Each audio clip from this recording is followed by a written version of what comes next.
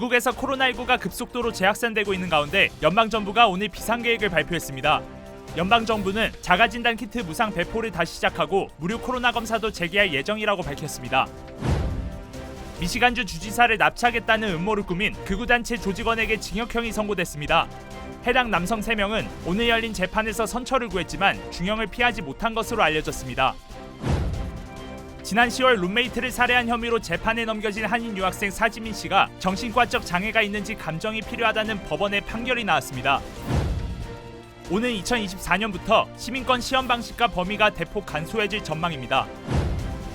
최근 물에 넣으면 수십 배로 부풀어 오르는 제품인 워터비즈 장난감에 대한 어린이들의 사고 사례가 급증하고 있어 각별한 주의가 요구됩니다.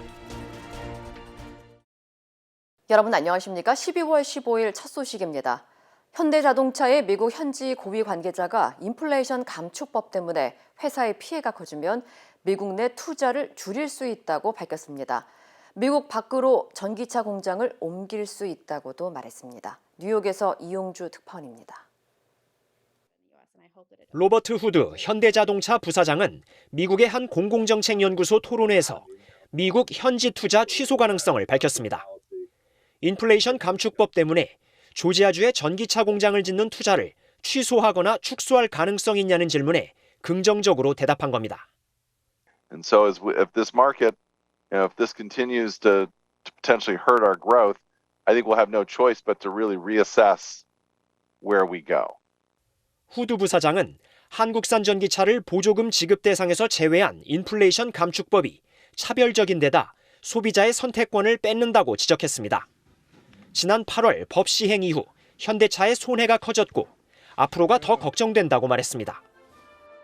EV sales behind Tesla just a month ago. We have now lost that. And we will unfortunately fall further behind as our competitors can offer the tax incentives. 손해가 계속 늘어나면 현지 투자의 타당성을 다시 따져볼 수밖에 없다며 인건비가 저렴한 멕시코로 공장을 옮길 수 있다고 덧붙였습니다. It would allow us to go to Mexico or Canada. I wouldn't say cheaper, but it is certainly the price and the cost of labor and production and everything else is substantially cheaper in Mexico. 후드 부사장은 미국이 원했던 투자를 한다는 이유로 벌하지 말라면서 공정하게 경쟁할 기회를 달라고 요청했습니다. 인플레이션 감축법 차별 논란이 거세지면서 보완 법안이 제출됐지만 한국의 요구를 들어주지 말라는 목소리도 나오는 등 팽팽한 줄다리기 속에서 아직까지 별다른 해결책은 나오지 않고 있습니다. 뉴욕에서 MBC 뉴스 이용주입니다. 미국에서 코로나19가 다시 급속도로 확산하고 있습니다. 일주일 사이 수천 명의 사망자가 나오는 등 재유행 조짐을 보이자 연방정부는 오늘 비상계획을 발표하고 방역 조치를 다시 강화하기 시작했습니다. 여준호 기자의 보도입니다. 지난 한 주 동안 미 전역에서 코로나19 감염 환자는 45만 9천 명, 사망자는 3천여 명에 달합니다. 사망자 대부분은 65세 이상의 고령층입니다. 한동안 진정세를 보이던 코로나19는 추수감사절 이후 급속도로 확산하고 있습니다.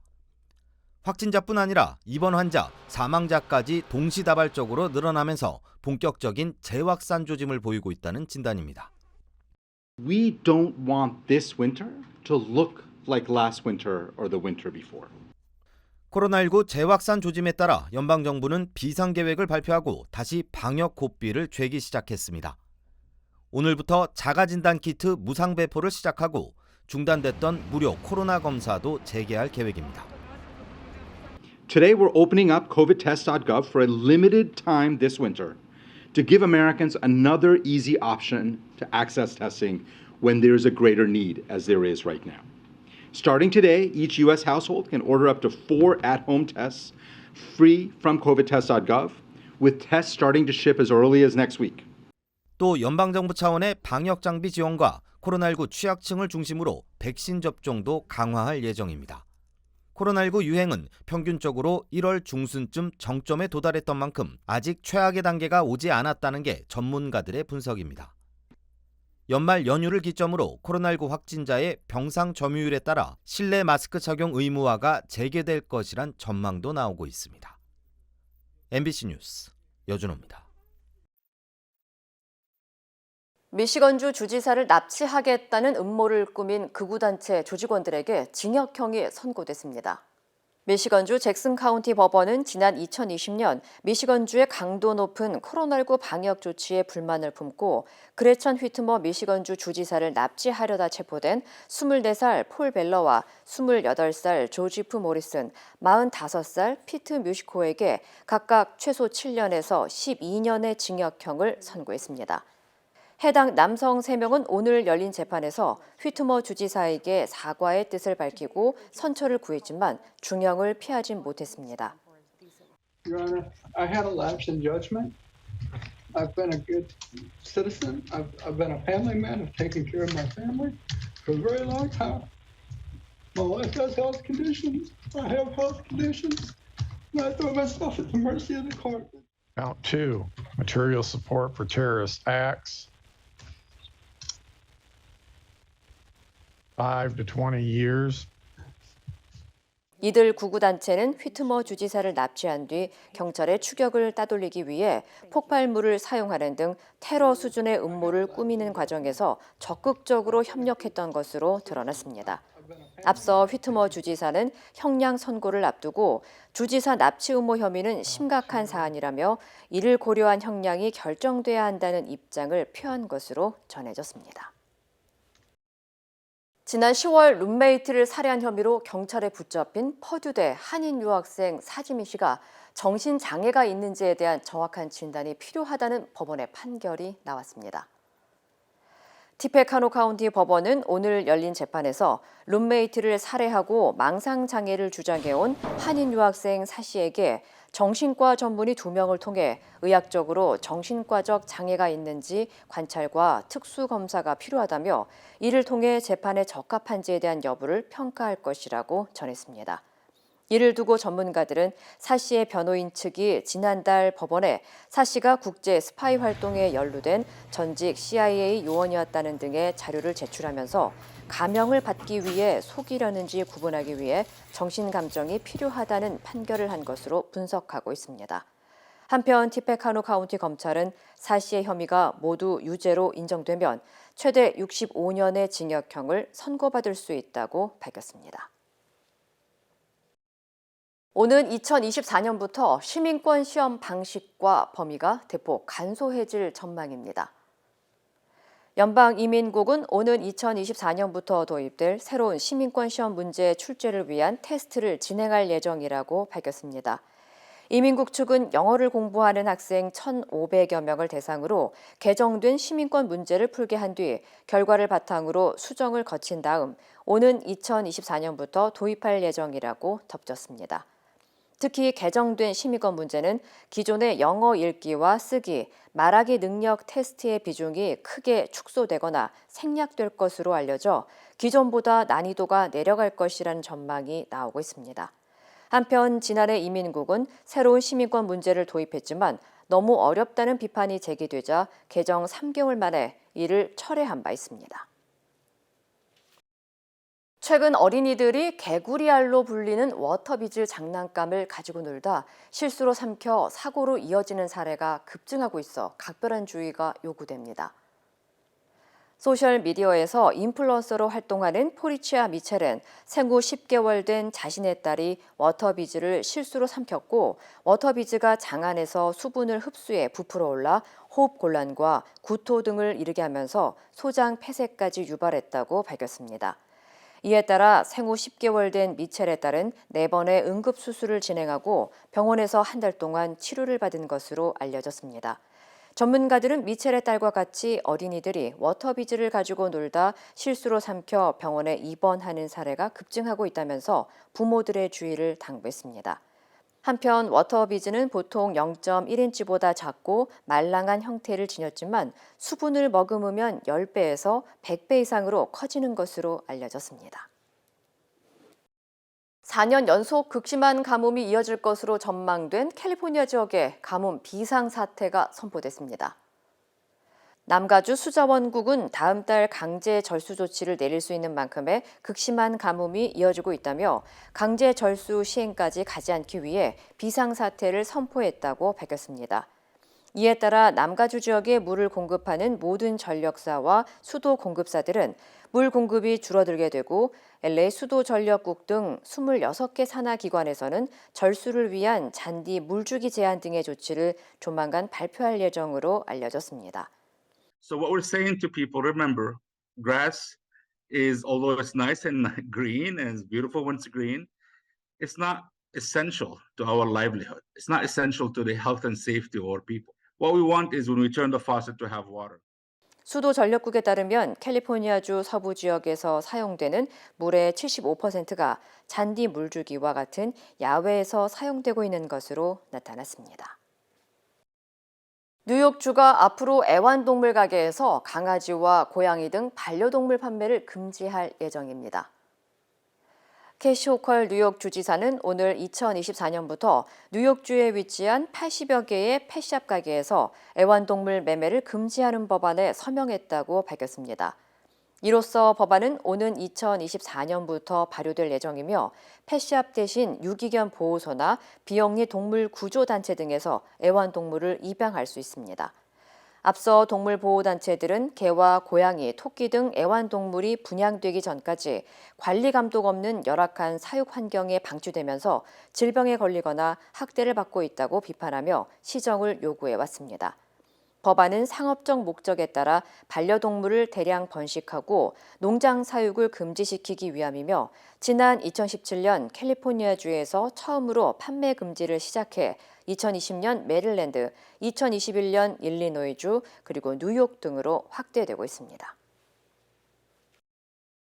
미국 최고 명문으로 꼽히는 하버드 대학에서 최초의 흑인 총장이 탄생했습니다. 하버드 대학 당국은 클로딘 게이 예술과학 분야 학장을 내년 7월부터 임기가 시작되는 차기 총장으로 지명했다고 밝혔습니다. 하버드대에서 흑인 총장이 임명된 것은 지난 1636년 개교 이후 386년 만에 처음입니다. 또 여성인 클로딘 게이 학장은 하버드대 사상 두 번째 여성 총장으로도 기록될 예정입니다. 한편 뉴욕 IT 이민자 가정에서 태어난 게이 학장은 스탠퍼드대에서 경제학을 전공한 뒤 하버드에서 박사 학위를 받았습니다. 유럽중앙은행이 기준금리를 0.5%포인트 올리면서 금리 인상 속도를 완화했습니다. 미국에 이어 주요국들이 줄줄이 금리 인상 속도 조절 흐름을 보이고 있습니다. 유충환 기자입니다. 유럽중앙은행이 자이언트 스텝에서 빅스텝으로 금리 인상 속도를 완화했습니다. 유럽중앙은행 정책위원회는 통화정책회의를 열고 기준금리를 0.5%포인트 상승한 연 2.5%로 올렸습니다. We expect to raise them further, to reach levels that are sufficiently restrictive to ensure a timely return of inflation to our 2% medium-term target. 영국 중앙은행도 같은 날 기준금리를 연 3%에서 연 3.5%로 0.5%포인트 올렸고 미국 연방준비제도도 전날 기준금리를 연 4.25에서 4.5%로 0.5%포인트 인상하는 빅스텝을 단행했습니다. 물가 상승세 둔화에 미국 연방준비제도와 영국에 이어 유럽도 줄줄이 속도 조절에 들어간 건데 이러한 기조는 당분간 계속 이어질 전망입니다. 크리스틴 라가르드 유럽중앙은행 총재는 경제 성장이 단기적으로 내려갈 위험이 크다며 특히 우크라이나 전쟁은 유로존 경제에 중대한 위험으로 지속해서 작용할 것이라고 내다봤습니다. 유럽중앙은행은 내년 3월부터는 지난 수년간 기록적으로 확대한 자산 축소에 돌입한다는 계획입니다. 유럽은 시중은행들의 자금을 3년간 초저금리로 빌려주는 목표물 장기대출 프로그램으로 사들인 채권 규모만 우리 돈 6,990조 원에 달합니다. MBC 뉴스 유충환입니다. 국제통화기금 IMF가 금리 인상 여파로 한국의 부동산 가격이 크게 떨어질 수 있다고 경고했습니다. 급격한 금리 인상의 여파가 전부 반영되지 않은 예측이라서 실제 하락폭은 더 커질 수 있다고 했습니다. 워싱턴에서 왕종명 특파원입니다. IMF가 아시아 태평양 지역의 주택시장 안정성과 구입 능력이란 제목의 보고서를 통해 한국 부동산 시장이 급락할 거라는 전망을 내놓았습니다. 코로나19 대유행 기간 한국의 집값이 지나치게 상승했고 앞으로 오랫동안 하락할 수 있다는 겁니다. 작년 4분기 한국의 집값은 코로나 이전인 2019년 4분기에 비해 약 18% 올랐습니다. IMF는 이 현상을 두고 주택 공급이 부족해지면서 집값이 크게 오를 거라는 과도한 기대감이 반영된 결과로 한마디로 거품이 끼어 있다고 분석했습니다. After having risen over the past decade and during the pandemic, housing prices in many countries across the region now appear misaligned, with significant downside risk. IMF는 작년 4분기와 1년이 지난 올해 4분기의 집값 상승률을 예측해 봤더니 코로나가 막 시작하던 2019년 4분기보다 10%포인트 하락할 거라고 예측했습니다. 올해 말 기준 작년 말과 비교해 오른 폭이 2019년 말 기준 그 1년 전에 비해 오른 폭보다 10%포인트 넘게 떨어질 거란 얘기입니다. 한국의 부동산에 그만큼 거품이 끼어 있다고 분석한 것인데 여기에는 급격한 금리 인상의 여파가 전부 반영돼 있지는 않아서 하락폭이 더 커질 수 있다고 경고했습니다. 영혼까지 끌어모아 투자했다는 이른바 영끌족에게는 섬뜩한 경고일 수밖에 없습니다. 미국의 부동산 가격도 4개월 연속 하락세를 보이고 있습니다. 코로나가 불러온 물가 오름세, 이걸 잡기 위한 금리 인상의 여파는 어느 한 나라만의 사정은 아닙니다. 워싱턴에서 MBC 뉴스 왕중명입니다. 미국 연방준비제도 의장이 물가 안정이 확실해지기 전까지 금리 인하는 없을 것이라고 못 박았습니다. 한국 역시 내년 금리 수준이 당초 전망보다 높아질 수밖에 없는데 코로나 이후 빚으로 버텨온 자영업자들이 한계에 직면하고 있습니다. 김아영 기자입니다. 박석원 씨는 2년 전 은행에서 7천만 원을 빌렸습니다. 코로나가 시작돼 분식집 손님들이 줄면서 위기가 시작됐습니다. 2년 동안 꼬박꼬박 갚아 빌린 돈은 지금 4천만 원으로 줄었습니다. 그런데 매달 은행에 내야 하는 돈은 처음에 돈 빌릴 때보다 더 늘었습니다. 처음에 2%대였던 이자가 지금 5에서 6%까지 치솟다 보니 통장에서 나가는 원리금이 20만 원이 더 많아진 겁니다. 앞으로 더 늘어날 것도 확실해 보입니다. 지금 5%대잖아요. 근데 이제 거기서 더 올라간다는 게 문제죠. 이게 그 금리가 내려갈 가능성은 없고 올라가니까. 최근 조사에서 자영업자 10명 중 4명은 앞으로 3년 안에 폐업을 고려하고 있다고 답했습니다. 가게를 접는 이유로는 대출 상환이 부담돼서가 15%였습니다. 자영업자 가운데 금융회사 3곳 이상에서 돈을 빌린 다중채무자도 41만 5천 명, 작년 말보다 45% 가까이 늘었습니다. 이들 중 상당수는 정부의 대출금 만기 상환 유예에 따라 빚을 미루고 있는데 연장된 빚은 또 올라가는 금리를 적용받게 됩니다. 카드 대금 중 일정 금액만 결제하면 나머지 금액은 다음 달에 결제하는 리볼빙 서비스 2월 잔액은 작년보다 17% 이상 늘었습니다. 빚을 내서 빚 일부를 갚는 건데 역시 이자율이 함께 올라가면서 빚 전체 규모는 더욱 커지게 됩니다. 미국이 내년에도 강한 긴축을 시사하면서 우리 금리 인상 폭도 당초 전망보다 높아질 것으로 보입니다. 서민 경제에 숨통을 죄는 고금리가 언제 꺾일지는 아직 기약이 없습니다. MBC 뉴스 김아영입니다. 윤석열 대통령이 취임 후 처음으로 국정과제 점검회의를 생방송으로 진행했습니다.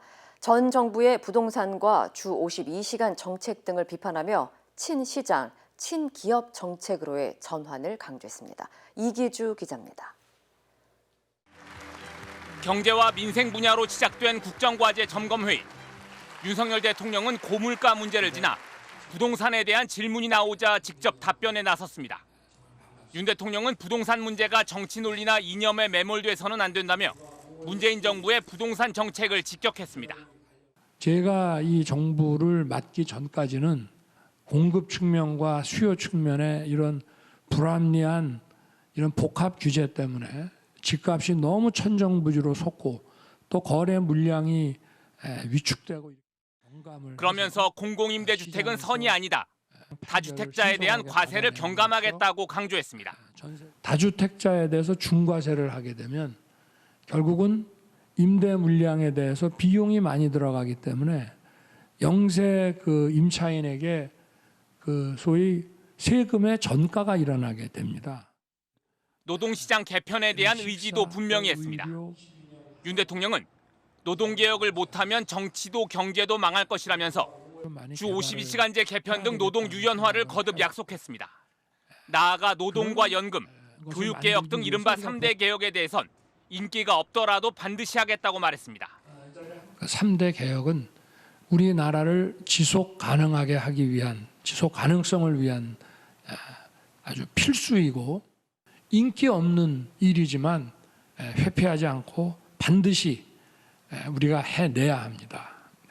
교육 문제가 지방 균형 발전의 핵심이라고 강조한 윤 대통령은 광역단체장과 교육감이 러닝메이트로 출마하면 지방시대에 훨씬 도움이 될 것이라며 러닝메이트 선거제를 제안하기도 했습니다. MBC 뉴스 이기주입니다. 검찰이 화천대유 김만배 씨의 최측근인 최우향 전 쌍방울 부회장 등 2명에 대해 범죄 수익을 숨긴 혐의로 구속영장을 청구했습니다. 검찰 압박이 거세지자 돌연 자해를 한 김 씨는 오늘로 예정됐던 재판이 연기됐습니다. 김지인 기자입니다. 작년 10월 첫 구속영장이 기각돼 풀려나던 김만배 씨를 오토바이 헬멧을 쓴 채 맞이한 최우향 전 쌍방울그룹 부회장. 화천대유 통장과 인감까지 관리한 것으로 알려진 김 씨의 대학 후배 이한성 공동대표. 검찰이 김 씨를 가장 가까이서 보좌했던 2명을 체포해 구속영장을 청구했습니다. 이들은 대장동 의혹 수사가 시작된 뒤 구속된 김 씨의 지시에 따라 대장동 수익 260억 원을 숨긴 혐의를 받고 있습니다. 검찰은 이들이 돈 상당 부분을 수표로 인출해 숨겼고 일부는 경기도 수원 땅을 차명으로 사는 데 쓴 것으로 보고 있습니다. 김 씨 측은 법인 계좌 가압류에 대비해 회사 운영 자금을 인출해 갖고 있었을 뿐이라고 해명한 것으로 전해졌습니다. 이들이 체포된 뒤 하루 만인 그제 새벽 승용차 안에서 목과 가슴을 자해하며 극단적 선택을 시도했던 김만배 씨는 경과 관찰을 위해 중환자실에 머물고 있지만 생명의 지장은 없는 상태입니다. 차량 감식에서 흉기는 나오지 않았는데 김 씨는 흉기를 근처에 버렸다고 진술했고 경찰도 김 씨가 자해한 것으로 보고 있습니다. 김 씨가 자해 동기를 밝히진 않았지만 최측근 인사들까지 체포된 상황을 두고 큰 압박을 받은 것으로 보입니다. 검찰은 별다른 입장을 내놓지 않았습니다. 이제껏 김 씨는 유동규, 남욱 등 옛 동업자들이 폭로한 이른바 428억 원 약정설이 사실이 아니라는 입장을 유지해왔습니다. 김 씨의 입장이 바뀔지가 초미의 관심사였는데 갑작스런 김 씨의 자해로 오늘로 예정됐던 대장동 의혹 재판은 일주일 미뤄졌습니다. MBC 뉴스 김지인입니다. 미국 남부 지역에 토네이도가 휩쓸고 지나가면서 3명이 목숨을 잃고 정전 피해가 잇따랐습니다. 관련 소식 전해드립니다. 전신주가 뽑히고 주택은 형체를 알아보기 힘들 정도로 파손됐습니다. 마을 전체가 쑥대밭이 됐죠. 루이지애나와 텍사스, 플로리다주 등 미국 남부 지역에 지난 12일부터 보고된 토네이도만 50건이 넘는데요. 30대 어머니와 8살 아들 등 모두 3명이 숨졌고요. 폭풍 전선이 동부로 확장하면서 펜실베이니아 등 7개 주 20만 7천 가구의 전기 공급도 중단됐습니다. 폭설도 내렸습니다. 사우스 다코타주 산악지대에는 61cm의 큰 눈이 쏟아져 고속도로가 폐쇄됐고요. 폭풍 영향권에 든 동부 뉴 잉글랜드와 뉴욕에도 최대 30cm의 눈이 내릴 것으로 예보된 상황입니다. 월드컵을 마치고 영국으로 복귀한 손흥민 선수가 안면보호대를 벗고 소속팀 훈련에 합류했습니다. 토트넘이 구단 유튜브에 손흥민이 돌아왔다는 글과 함께 올린 영상인데요. 손흥민이 팀 동료 호이비에르와 가볍게 달리기를 하며 몸을 풀고 있죠. 얼굴 골절상을 당한 손흥민은 카타르 월드컵에서 경기를 물론 훈련에서도 안면보호대를 썼는데요. 이제 안면보호대를 벗은 만큼 팬들도 한시름 놓을 수 있을 것 같네요. 승강장은 물론 선로까지 엄청난 양의 물이 쏟아져 내립니다. 지하철역 입구도 온통 물난리가 났죠. 계단은 물에 잠겨서 진입조차 어려워 보이는데요. 지난 수요일 스페인 마드리드에 폭우가 쏟아져 거리는 물론 곳곳에서 침수 피해가 났습니다. 지하철 5개 노선이 폐쇄돼 출근길 시민들이 큰 불편을 겪었습니다. 이 시각 세계였습니다. 인터넷과 SNS에서 화제가 된 소식들 알아보는 투데이 와글와글입니다. 우리 축구대표팀을 이끌었던 벤투 전 감독과 이른바 벤투 사단으로 불렸던 4명의 포르투갈 코치가 고국으로 돌아갔죠. 그런데 비토르 실베스트레 코치가 한국을 떠나기 전 이웃집에 선물을 남겨서 화제입니다. 한국과 포르투갈의 경기에서 벤투 감독과 함께 관중석에서 경기를 지켜보던 실베스트레 코치는 당시 손에 입을 대고 랩하듯 빠르게 말하는 모습이 카메라에 잡혀 비트박스 코치란 별명을 얻었죠.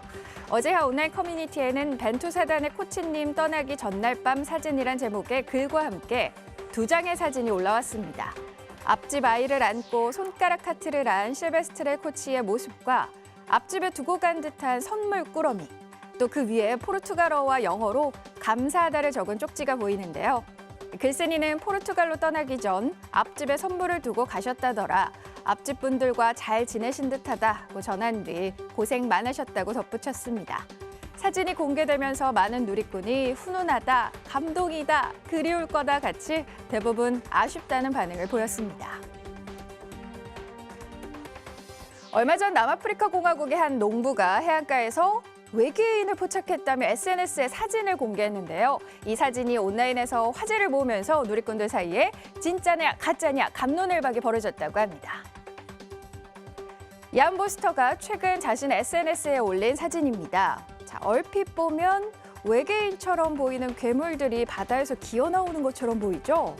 그런데 사진 속 외계인의 정체는 사실 말라 비틀어진 알로에라고 합니다. 사진을 보고 놀란 사람들이 환경 파괴에 대해 진지한 이야기를 주고받지 않을까 하는 생각에 연출한 거라는데요. 실제로 사진이 공개되자 많은 누리꾼의 관심을 받았다고 합니다. 하지만 그의 기대와 달리 대부분 외계인이 진짜인지 가짜인지에 대해서만 관심을 뒀고 일부는 강에서도 나타나느냐, 외계인을 보면 어떻게 해야 하느냐 같이 엉뚱한 반응을 보였다고 하네요. 애틀란타의 한인 여고생이 한국에서 입양한 진돗개 강아지를 훈련해 미국 애견클럽 대회에서 수상해 화제입니다. 화제의 주인공은 이은솔 양과 그녀의 반려견 용맹인데요. 어릴 때부터 남달리 동물을 사랑하고 한국 문화에 관해 관심이 특별했던 이 양은 지난 5월 진돗개를 입양했다고 합니다. 그리고 쉽지 않은 훈련과 교육을 거쳐 드디어 도구쇼에 나가게 됐는데요. 또 한국의 진돗개를 미국에 알리겠다는 포부로 현재 SNS와 동영상 채널을 운영 중인데 첫 도구쇼 출전 영상은 조회수가 10만 건을 넘길 만큼 큰 관심을 받았다고 하네요. 투데이 와글와글이었습니다.